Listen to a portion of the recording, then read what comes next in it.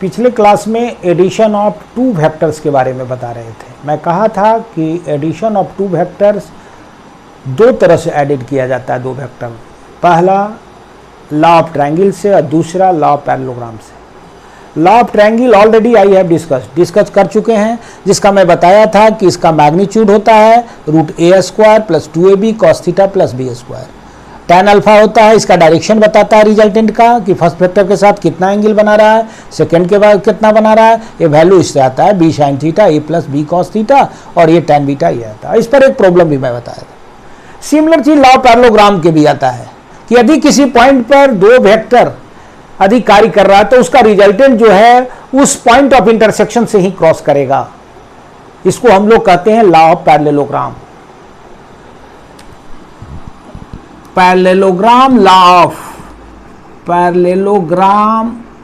Law of vector addition. कैसे हम लोग दो वेक्टर को पैरेललोग्राम लॉ से एडिशन करेंगे, पिछले क्लास में हम लोग ट्रायंगल लॉ से किए थे। लॉ ऑफ पैरेललोग्राम कहता है कि यदि किसी पॉइंट पर दो वेक्टर एडजेसेंट साइड के द्वारा मैग्नीट्यूड और डायरेक्शन में इंडिकेट किया जाए,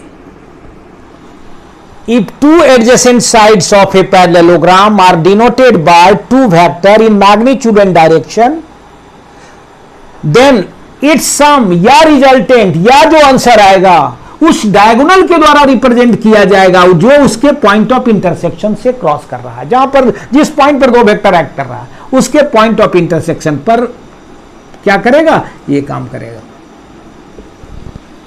लॉ ऑफ पैरेललोग्राम क्या कहा कि यदि पैरेललोग्राम का दो एडजेसेंट साइड दो वेक्टर के द्वारा मैग्नीट्यूड एंड डायरेक्शन में इंडिकेट किया जाए तो उसका सम या रिजल्टेंट उस डायगोनल के द्वारा रिप्रेजेंट किया जाएगा जो उसके पॉइंट ऑफ इंटरसेक्शन से क्रॉस कर रहा है। जैसे ये पॉइंट ऑफ इंटरसेक्शन जहां दोनों वेक्टर कट कर रहा है।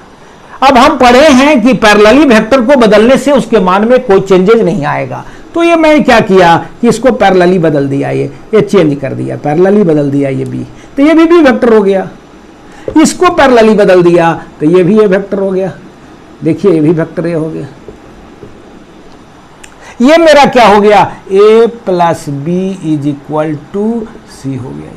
ये डायगोनल हो गया। तो लॉ पैरेललोग्राम का स्टेटमेंट है कि यदि किसी पैरेललोग्राम का दो लगातार साइड दो वेक्टर के द्वारा रिप्रेजेंट किया जाए तो उसका सम उस डायगोनल के द्वारा रिप्रेजेंट किया जाए जो उस पॉइंट ऑफ इंटरसेक्शन से क्रॉस करता है। जैसे स्टेटमेंट इसका क्या है,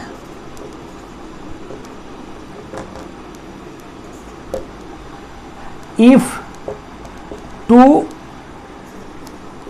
adjacent sides of a parallelogram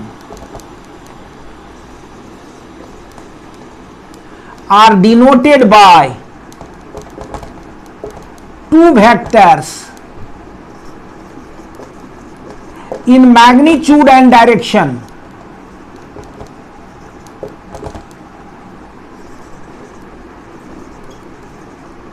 then its resultant is denoted by its diagonal passing through its point of intersection.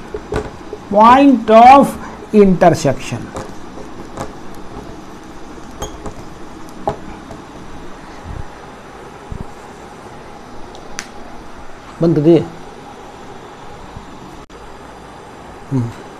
अब इसका हम लोग एनालिटिकल प्रूफ कैसे करेंगे, जैसे हमने ट्रायंगल लॉ में किए बस अब सेम चीज है।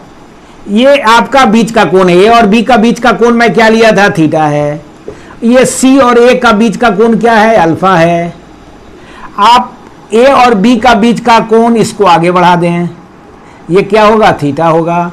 ये ओ ए बी सी कर दिया, सी से एन मैंने परपेंडिकुलर ड्रॉ कर दिया, क्यों, चूंकि पाइथागोरस थ्योरम इस पर लागू हो जाएगा। C N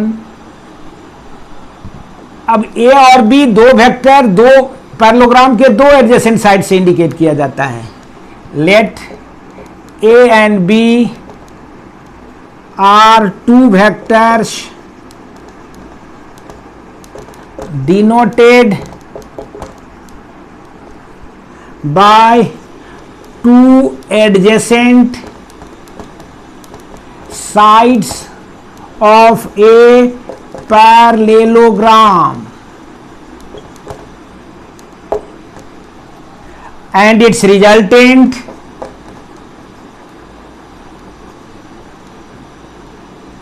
C is denoted by its diagonal.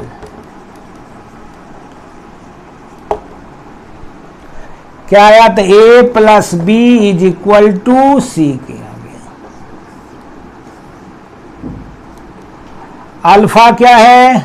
Alpha angle between C and A. Theta angle between A and B. Beta angle between C and B. चलो,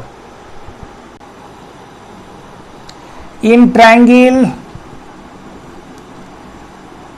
ONC में using Pythagoras theorem OC square is equal to ON square plus NC square. OC square ON हो गया OA plus AN. देख लें बाबू, OA plus AN का whole square plus NC का square. अब सबको इक्वेट कर दें आप. OA square plus 2OA into AN plus AN square plus NC square. और इसका डायरेक्शन कैसे आएगा?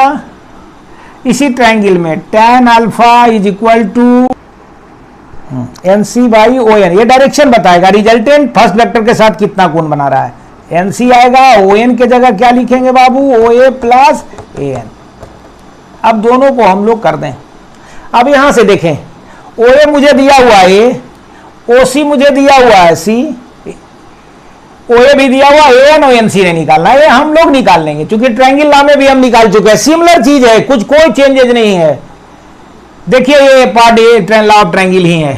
अब ट्रायंगल ANC में cos theta is equal to क्या होगा बाबू? AN by AC. AC क्या है? B है. तो AN इज इक्वल टू कितना हो जाएगा? B cos theta.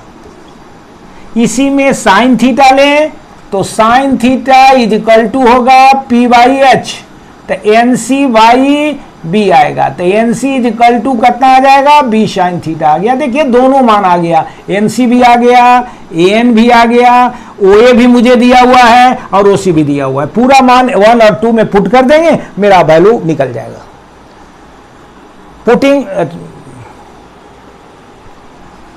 Putting the value of OA, OC, AN and NC in equation first and second, we get. हम लोग दोनों मैग्नीट्यूड और डायरेक्शन दोनों निकाल लेंगे. अब OC का मान कितना है बाबू? C square. A हो जाएगा A स्क्वायर 2A. AN कितना है? B cos theta plus AN square कितना हो जाएगा बाबू? B square cos square theta. NC कितना होगा? B square sine square theta. अब C स्क्वायर बराबर कितना आ जाएगा? A square plus 2AB cos theta. B square common ले लेंगे, cos square theta plus sine square theta. ये 1 होता है. इट मीन C स्क्वायर बराबर कितना आएगा? A square plus 2AB.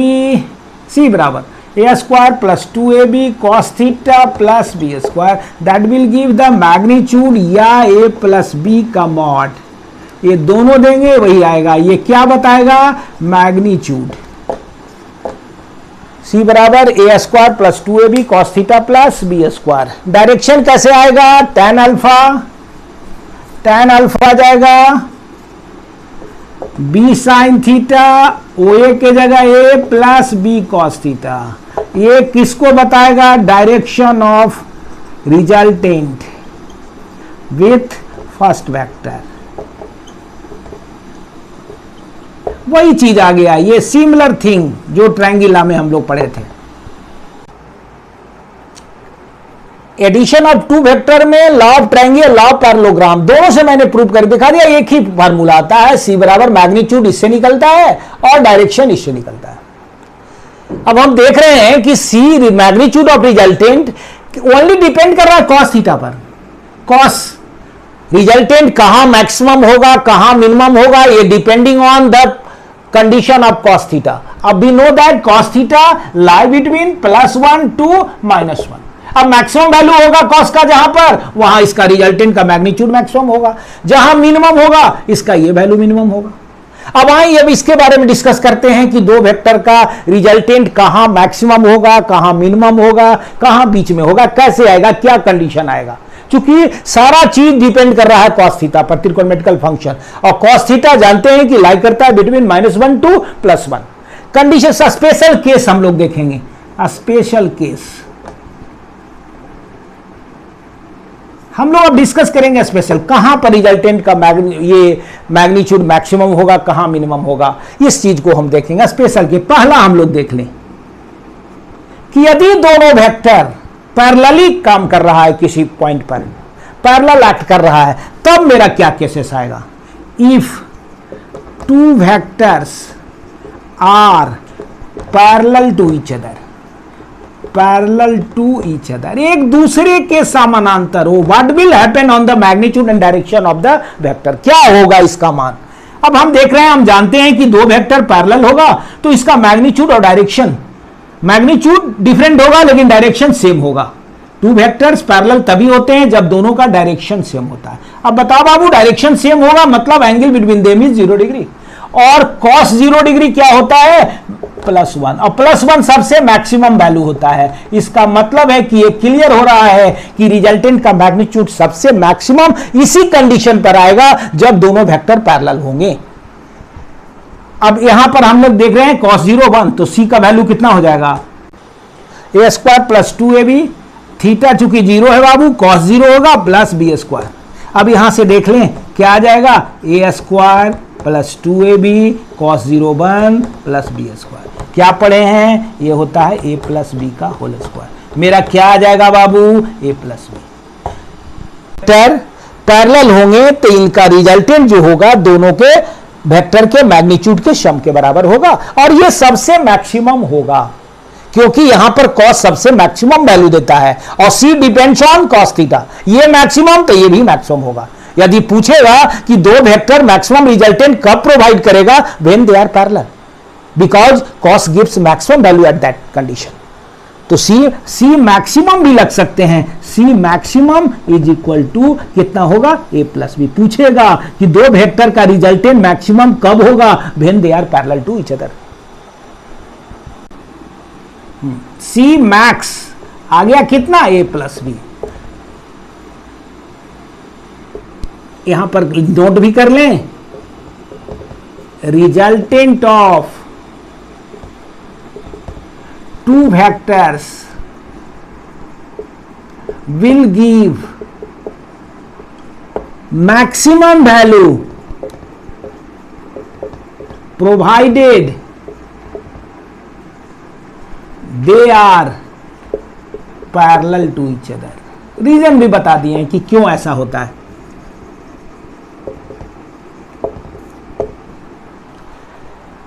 अब हम लोग डायरेक्शन पर देखेंगे कि डायरेक्शन क्या है, रिजल्टेंट फर्स्ट वेक्टर के साथ कैसे जा रहा है, डायरेक्शन क्या होगा। तो tan alpha is equal to b, theta कितना होता है parallel? 0 degree, a + b cos 0, sin 0 0 होता है, a + b cos 0 1, 0 by something 0 होगा।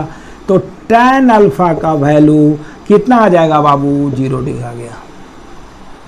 और tan अल्फा 0 आ गया, 21 एंगल पर होता है 0 डिग्री पर। It means alpha is equal to क्या आ गया? 0 डिग्री। अल्फा 0 आ गया, इसका मतलब रिजल्टेंट के डायरेक्शन किसके डायरेक्शन में होगा? फर्स्ट वेक्टर के डायरेक्शन में होगा। The direction of resultant is along the vector के along होगा। Second case, two vectors are anti parallel, two vectors are anti parallel. Anti parallel हम बता चुके हैं कि एंटी माने होता ही है विपरीत। दो वेक्टर का डायरेक्शन अपोजिट होगा, they are said to be anti parallel. और जब ये एंटी पैरेलल होंगे तो इसका बीच का कोण कितना होगा? 180 डिग्री होगा। और आप जानते हैं कि cos का वैल्यू 180 पर सबसे मिनिमम वैल्यू होता है। मैं बता चुका हूं कि cos लाई बिटवीन -1 to +1। यहां मेरा एंटी पैरेलल पर मिनिमम वैल्यू देता है, तो बट नेचुरल है, ऑब्वियस है कि इसका रिजल्टेंट भी मिनिमम होगा। किसका? एंटी पैरेलल में, because cos gives minimum value at that condition. तो C इक्वल टू कितना हो जाएगा? a² प्लस 2ab, cos 180 हो गया बाबू, कितना आ जाएगा? -1 प्लस b²। अब कितना आ जाएगा C का value? a² minus 2ab plus b²। कितना आएगा? a माइनस बी का होल स्क्वायर। कितना हो जाएगा बाबू? a minus B. तो C इक्वल टू कितना आ गया? a minus B. ये वैल्यू क्या होगा? मिनिमम होगा।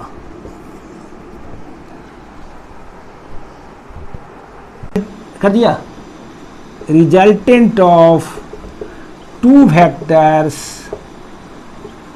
Give minimum value provided they are anti-parallel to each other।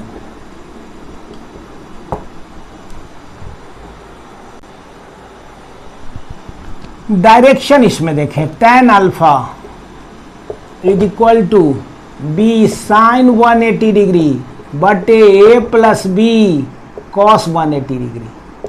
sin 180 degree 0, a minus B, tan alpha 0 आ गया। ये 0 दो कंडीशन पर आता है, tan 0 डिग्री पर और tan 180 डिग्री पर, क्योंकि sin 180 भी 0 होता है, इसलिए मान दो एंगल देगा।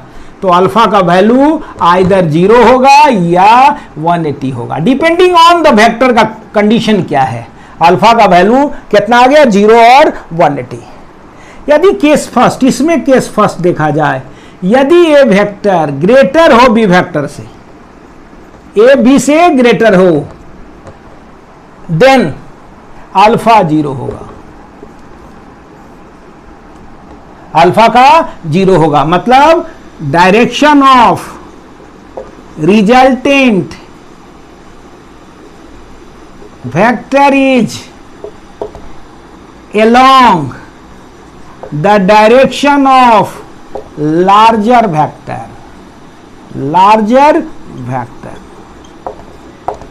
और केस सेकेंड, यदि ए लेस देन बी हो तो अल्फा 180 होगा। इसका मतलब हुआ direction of resultant is opposite to direction of a smaller vector.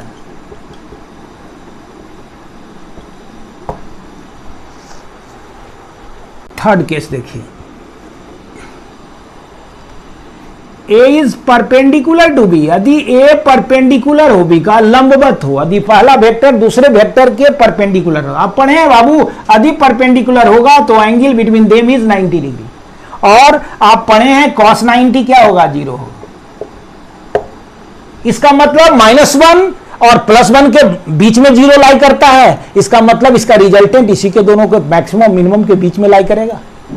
cos 90 0 और sin 90 कितना होता है? 1 होता है। अब हम यहां C का वैल्यू देख लें। C बराबर आ गया √a² plus 2ab cos theta plus b²। cos theta cos 90 degree आ जाएगा, कितना आ जाएगा? cos 90 degree. तो C बराबर आ गया a² प्लस 2ab, ये 0 हो जाएगा बाबू, b²। क्या आ गया वैल्यू? a² plus b²। अब यहां पर देख लें, ये सी का रिजल्टेंट का ये वैल्यू आ गया √a² प्लस b²। अब बट नेचुरली कि ये रिजल्टेंट लाई करेगा कहां बीच, -1 और +1 के बीच में लाई करेगा। ये जीरो वैल्यू किसके बीच में लाई करेगा, -1 और +1 के, तो इसी के बीच में इसका वैल्यू होगा। तो c = √a² प्लस b²। और डायरेक्शन इसका कितना हो जाएगा, और यदि यहां पर a और b का मैग्नीट्यूड बराबर हो तो c बराबर क्या हो जाएगा, a² प्लस a², मतलब √2a हो जाएगा। c का वैल्यू √2a के बराबर होगा इफ दोनों का मैग्नीट्यूड बराबर हो। और डायरेक्शन कितना हो जाएगा बाबू, tan अल्फा बराबर b sin 90 बटे a plus b cos 90। sin 90 1, cos 90 0, कितना आ जाएगा b बटे a। इसका मतलब that will give the direction. तो alpha = tan inverse b by a हो जाएगा, ये डायरेक्शन बताएगा। अब हम लोग चौथा कंडीशन देखेंगे,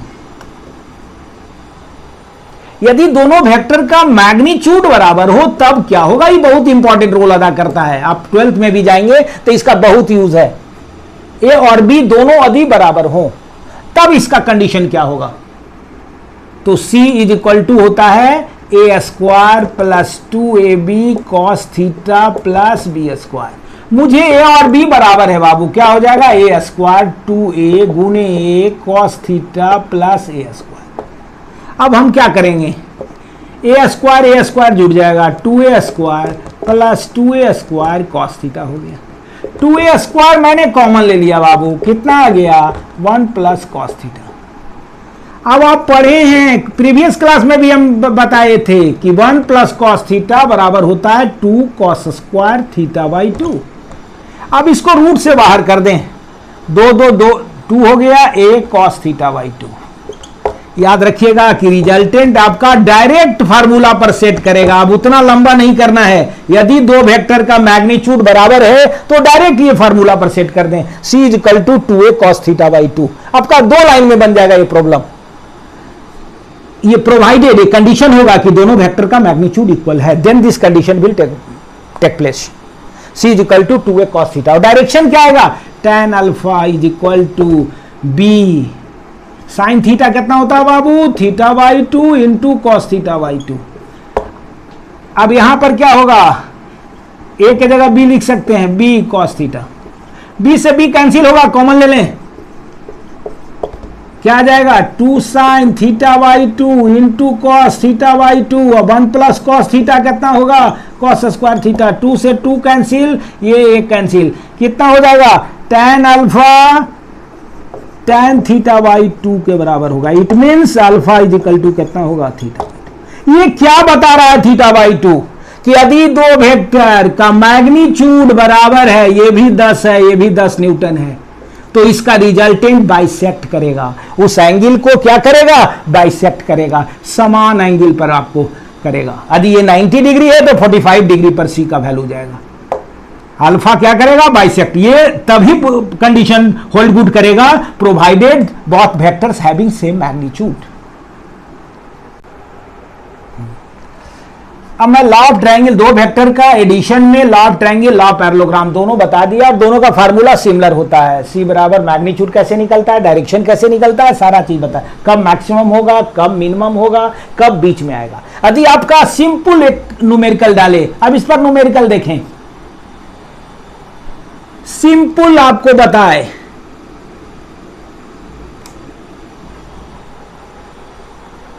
c बराबर आया √a² plus 2ab cos theta plus b²। यदि हम पहला क्वेश्चन देते हैं कि दो वेक्टर है जिसका रेशियो है 3:5 और इसका रिजल्टेंट का वैल्यू 35 न्यूटन है और थीटा 60 डिग्री है, find the value of two vector. इस दोनों का vector value of two vectors, दो वेक्टर्स का वैल्यू कैसे निकालें, क्या वैल्यू होगा।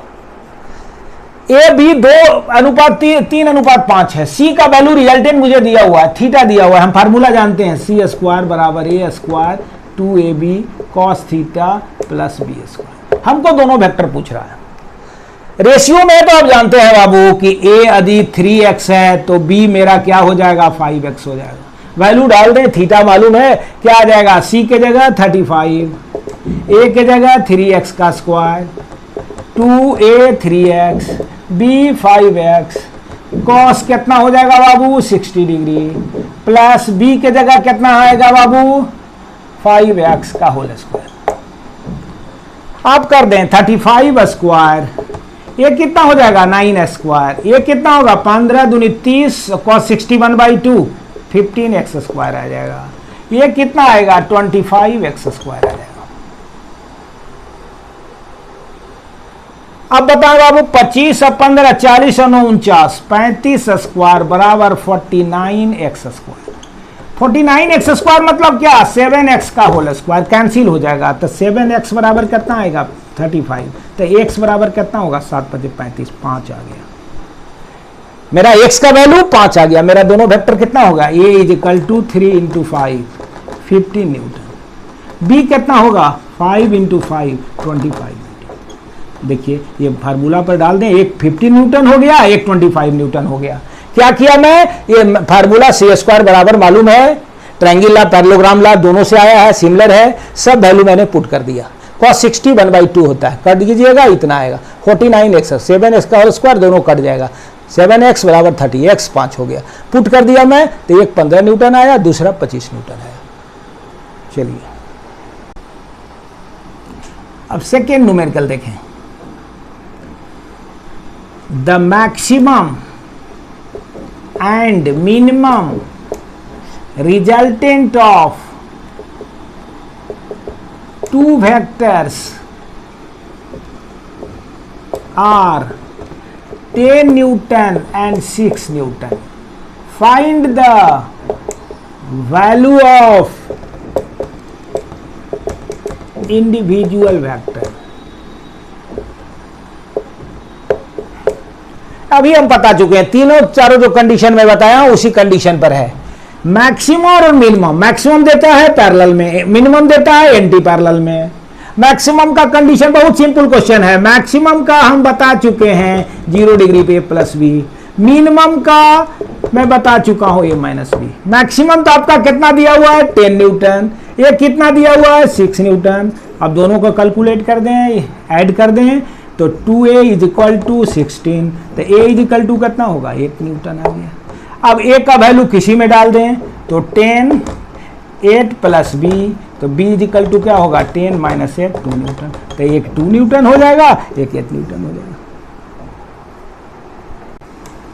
2 फोर्सेस या vector 2 forces each of value 10 Newton acts on a body at angle of 60 degree.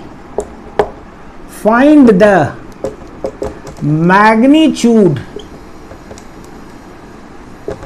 and direction. दोनों का मैग्नीट्यूड और डायरेक्शन क्या होगा। अब यहां हम दो force each of value 10 Newton acts on a body at angle of 60 degree. मैं कंडीशन में बता दिए हैं कि यदि दो वेक्टर का मैग्नीट्यूड सेम हो तो आप डायरेक्ट फार्मूला पर लागू कर दें, तो c = कितना होता है 2a cos θ/2। मेरा दोनों का मैग्नीट्यूड इक्वल है, कितना लिख देंगे 2 × 10 cos 60/2, कितना आ जाएगा बाबू 30 डिग्री। अब बताएं कितना होगा cos 30 क्या होता है √3/2, कट गया 10 √3 न्यूटन। देखिए आ गया है, एक लाइन में आ गया। आप डायरेक्ट फार्मूला पर सेट करें कि यदि दो वेक्टर का मैग्नीट्यूड इक्वल हो तो मैं रिजल्टेंट का फार्मूला बता चुके हैं 2a cos θ/2 10 √3। और डायरेक्शन में क्या बताया हूं θ/2 क्या करेंगे 60/2 30 डिग्री। मेरा डायरेक्शन ये आ गया, मैग्नीट्यूड ये आ गया। चौथा देखें, if two vectors are acting at 180 degree, its resultant is 10 Newton and they are acting at 90 degree, its resultant is 50 Newton. Find the value of